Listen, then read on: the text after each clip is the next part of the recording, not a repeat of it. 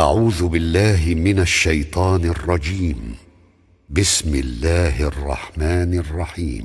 يا أيها الذين آمنوا لا تلهكم أموالكم ولا أولادكم عن ذكر الله ومن يفعل ذلك فأولئك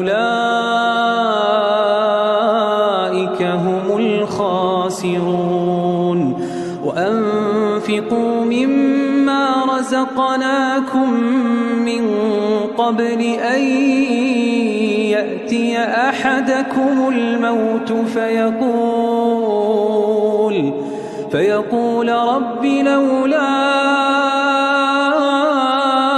أخرتني إلى أجل قريب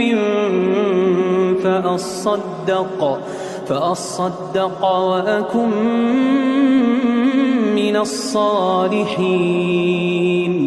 ولن يؤخر الله نفسا إذا جاء أجلها والله خبير بما تعملون.